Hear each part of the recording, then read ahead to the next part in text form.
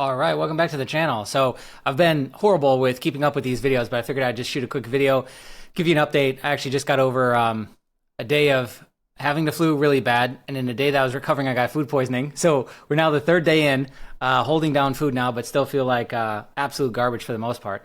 But yeah, so you know, a lot of people are still following me from Wallet Monkey and, you know, the whole credit space. And it's been kind of odd slash refreshing, I guess, in a way. You know, a lot of those people that that followed me kind of like expected me to just like do this forever or something.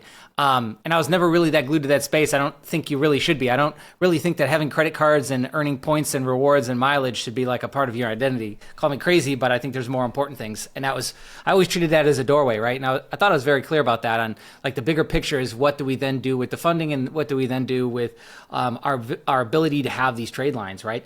But anyways, if you've been following along, you know, wrote almost 2 million lines of code in the last 7-8 months. Two big projects basically ate up all of that, which is Tenant, which you're seeing right in front of you, tenant.so.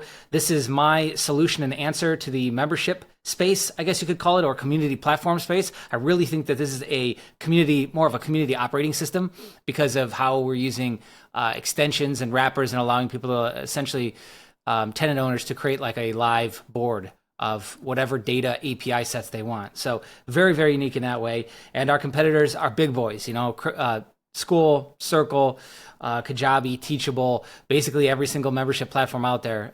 Mighty Networks, those are all of our competitors. And so this is, I want to be the main focus, right? But there's, you know, I built two things, and here's my idea behind it. I built this too, which is royalplugins.com. Excuse me.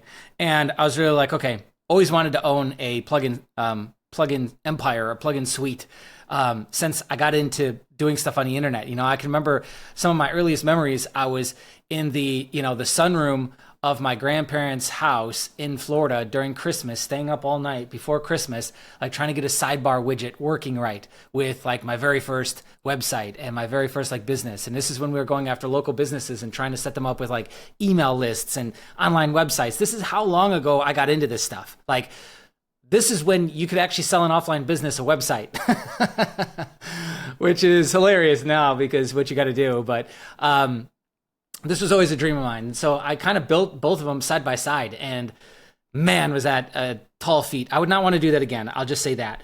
It really was crazy what went into it. I was just I like got enamored with this, and I fell in love with, you know, getting back into development, getting back into coding. It's been so long since I did that. That was one of my earliest jobs, was middlemaning software projects. And so, yeah, anyways, built them both. And I was like, okay, well, whatever one pops first, you know, then I'll keep that one and maybe mothball the other one or try and sell it or something.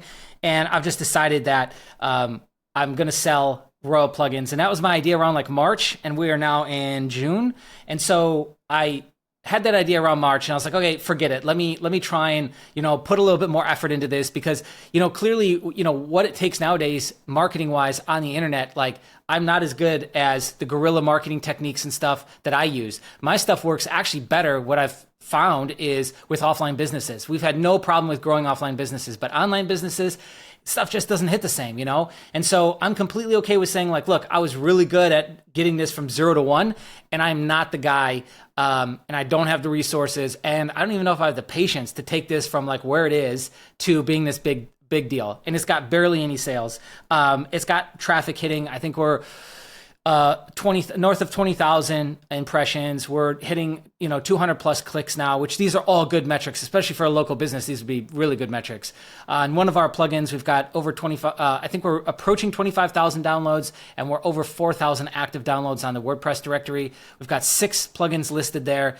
And then we've got 6 premiums, which if you know nothing about this, it's a lot. You know, there's 15 plugins that are developed, and so there's a lot to this. And so anyways, this is up for sale now, and I'm hoping to have this completed and done, the sale done by July or August, and then it will be full, all hands on deck to Tenant to really see what I want to do here, because I really am still kind of playing around with 2 models, which I've been ping-ponging back and forth with, which is some sort of licensing model to just work with like a couple key high influential players, which would be a lot of fun, or do I roll this out like Circle and School and all these other platforms and go with volume?